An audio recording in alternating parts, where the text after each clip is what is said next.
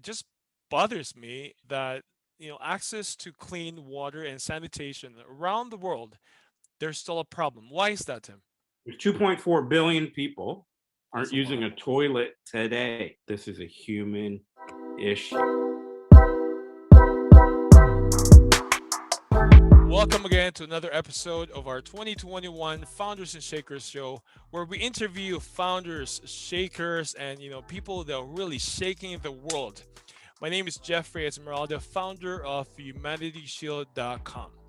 And today, our special guest is a co founder of H2O for All. Has a mission to provide clean water and sanitation to developing areas around the world.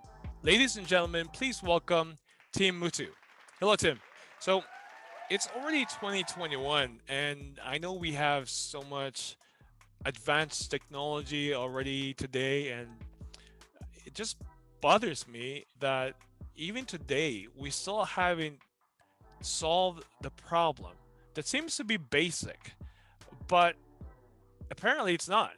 Access to clean water and sanitation around the world, there's still a problem. Why is that, Tim? So, I'm a technology guy. I'm an engineer, and I've invented technology that's being used around the world presently. And I love technology. I love the idea of it. I like the advancement of technology. I was watching the Mars rover a few days ago when it landed on Mars. I have my eyes on what's going on in the electric vehicle conversation. There's a lot of things that are happening now with energy, and again, those are great things about technology. But when we talk about the issues of water and sanitation, it really is a human issue. It's an issue that we're talking about human beings that need to be addressed, right? And when we talk about this issue of water and sanitation, just for context, and I'm careful to not throw around statistics, but we're right now, Jeffrey, around 7.7 billion people on the planet, Right. right? And we're just a little shy of that. When we talk about access to clean and safe water, water that's not going to give you disease or transmit disease, we're almost coming up to a billion people. We're Wow. talking about a billion people don't have access. And when we use that word access, that's the ability for them within a certain range of their, where they live, Sure. probably a kilometer in a certain amount of time that they can access it, right? Secondly, sanitation. It's a strange thing, maybe in our culture, that we talk about using the toilet or dealing with our human waste. But this is the reality of 7.7 billion people. Is we need to start talking about these things. Sure. There's 2.4 billion people. Hard to believe that aren't That's using a a lot. toilet. That's Aren't a lot. using a toilet today. Mm. And this should really make you think and say, well, from my position, right? I have a toilet, I have a sink, and these things. Why is it, as you mentioned, an issue that's still going on today across the world, Hmm. right? And when I think about all of the time I've spent in my life of working with people groups and working in rural areas, I think it really comes down to the understanding that this is a human issue.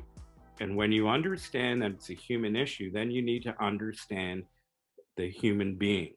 Mm. And when you understand the human being, then you can relate it to, what is it when you sit down with an individual who's maybe a woman that is living in a rural area? What's her story Hmm. from a day to day basis, right? What's her story as a woman who has to walk, a couple hours each day to get water? What's her story when she has to get the firewood and she has to do all of the raising of the children? Hmm. What's her story? What's the story that 80% of all people that get have to walk and get the water are women, are girls and women, because they are deemed those people because of their gender. What's Hmm. that part of it, right? So when you talk about the issues of water, what it does is, if I think about my day, right, when I woke up today, maybe about 6ish, 7 a.m., in most countries that don't have access to clean water, they're up at 4 a.m. They're walking to get their Boring. Yeah. water. They're bringing back water to their home. You know, they don't have a toilet facility in their home, so they're using the toilet somewhere, right? So, you know, there's that issue. They're spending their time doing things that we can say, you know, could be a better use. Hmm. So when we're trying to address these issues of water and sanitation, we need to really understand it from a person point of view, right? Sure. And as an engineer and as a person that creates technology, input of data or the assessment of data to then create the technology or create a solution is the way to do it. What I believe is happening is we aren't taking that data. We aren't spending that time holistically to say, well, let's understand the plight of the people that are representing those a billion people and those 2 billion people, and take that data and those life experiences and those cultural experiences and those gender experiences and be able to put them in some type of a way to assess on how we can make decisions, Hmm. right? So when we talk about making decisions, we need to make decisions with the best amount of information. Sure. So when I started to do work with H2O for All, I started to go into these rural communities. And I'm a people person, I'm a conversationalist. I love being around people. And I just I can see found that. it to be one of the most exciting things to sit down with people from other languages, cultures, genders, life experiences, people that have been, I haven't been in war, I haven't been abducted. There's so many things that in the stories and the people I've met to listen to them. And they would say to me, Tim, you're one of the first people that's even asked me in this conversation what I think. Wow. And they would say, why do you value me? And I again come back to this idea that we need to look at it from a human issue. We need to give dignity back to women, Hmm. dignity back to girls. We need to look at, give, amplify their voices, and to make sure that they are part of this. And the struggle with technology is we're on a tangent of creating so much technology, but Hmm. we also need to say, well, we need to deal with the fundamental issues of humanity, which are Correct. Yeah. getting access to clean water and getting access to proper sanitation. And the only way we're going to do that is by spending time with the people that are affected. If we aren't including the people that we're trying to reach in the conversation, Hmm. then I think there's a problem.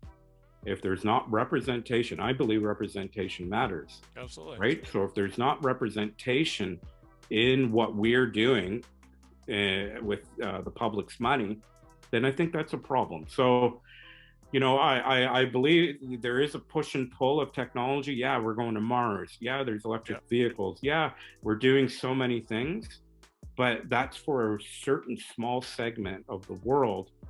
And we need to say, well, if the 7.7 billion people, if we look at it from a holistic point of view, if we can get these people living in poverty, living a better life, Hmm. we can get these girls who are spending most of their days collecting water to become educated. We can get these voices of people to develop skills and to create their own jobs and create some of that. Then we're going to see humanity push forward. So we think Faster. about the issues of disease. We Hmm. think about the issues of political issues.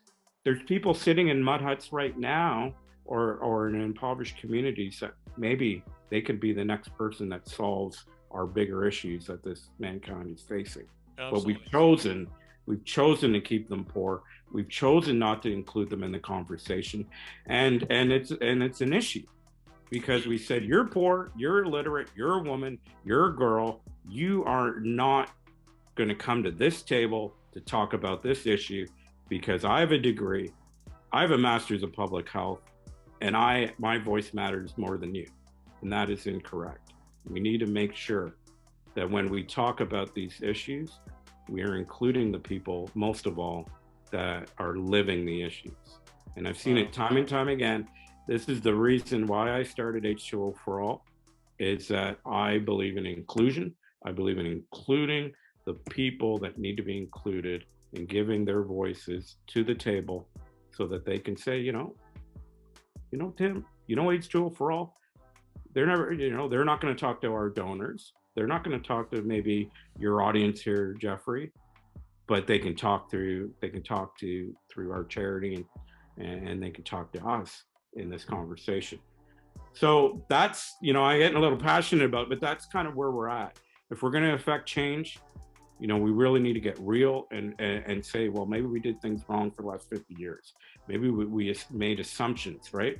I've seen around the world where people take technology that we're using right here, Jeffrey, in Canada, and we're saying, well, if it works for me, then I'm going to fly it down to Haiti, or I'm going to fly it down to an impoverished community, and it's going to work. But they don't assess there's no electricity. They don't assess that these individuals don't know how to use it. They don't assess that there's no spare parts within any vicinity. And, time and time again, because of that, then there's those issues of taking those leaps forward. So again, this push and pull of technology, I believe in technology advancement. I'm in it. I'm involved in it, and I will jump and get a smile on my face when we land on Mars, and we see those advancements. But my heart breaks because we haven't taken the time to address these important human issues of giving dignity back. Imagine an elderly woman that we work with, has to go to a bush to use a bathroom to defecate. There's issues of dignity that we need to look at. There's issues of gender that we need to look at. And there's issues to say, I care about you, right? I care about you. And I believe, and I'll say this just to close this thing, is that there's no difference between me, you, Jeffrey, and a person that's living in poverty. There's absolutely no difference, right? I might have more opportunity. I might be living a life of more privilege. I might be more educated, but there's absolutely no difference, right? We are the same people. We have the same heart. We have our same heart for children and for our families. And that's what really has changed my life, is when I surround myself with people that are highly intelligent, highly capable, but they need opportunity. They need to be given those skills and ability, those doors and windows of opportunity that we have here where we're sitting, right?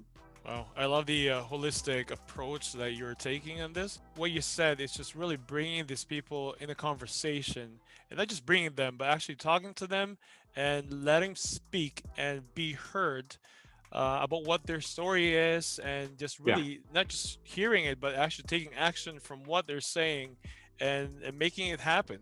So I'm not sure if it's a money issue, or is it a political issue, or educational issue, or cultural issue, but it looks like it's everything.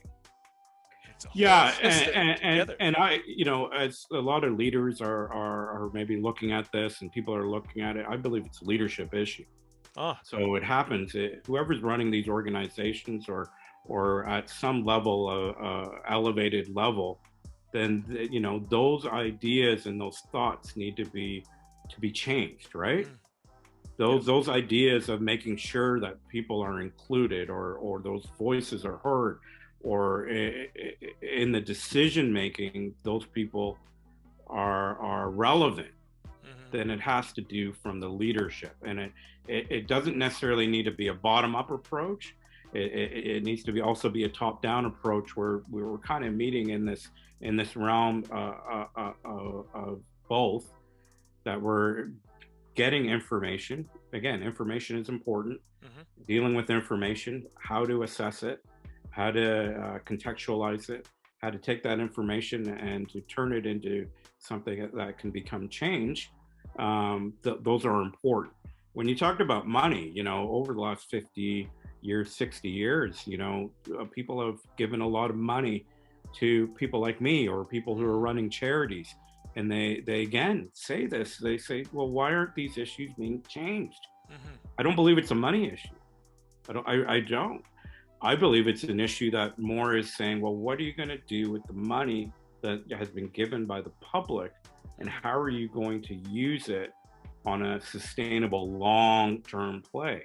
If I gave everyone who's watching this $100 and I said, take that $100 right now and think of somebody that you want to help, not just giving them the money, but on a long term of how you can see them from where they are in their life now to where they are in a year to maybe where they are in 5 years, and take that $100 in and look at it in a way that's going to create that that line of change, right? And I think that's kind of where we need to look and have in our mind that this is a journey. I'm on a journey.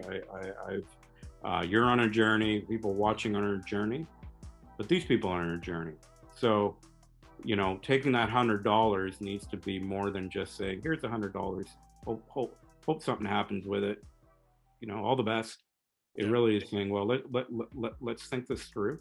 Let's think about culture. Let's think about geography. Let's think about political issues, political climate. Let's think about gender. Let's think about all of these things, access issues, all of these things, and do that, and make the wisest decision we can make with the dollars that we're given." And that's what my challenge is to people, especially in leadership. Yeah, I think we should just really talk more about this and keep it a heated conversation and make it louder. But yeah, let's help H2O for all. Let's help Tim Muttoo. Tim, if people want to get a hold of you, how can they do that? I'd love for anyone who wants to contact me. You can do it through our website, h2oforall.org. There's a contact link there. You can hit me up on LinkedIn if you're on LinkedIn, and you can find me there. But I'd love if you want to connect with me, learn about what we're doing, and share some of these stories of doing this together, right? And this is a story about how to do this together, right? And the more we can do things together, we're going to affect a lot of positive change. Awesome. Thanks so much, Tim. Let us know, guys, what you think about this message. Please message us, contact Tim. Thank you so much for watching. Thank you, Tim. Really appreciate it. Have a great day, guys. Bye-bye.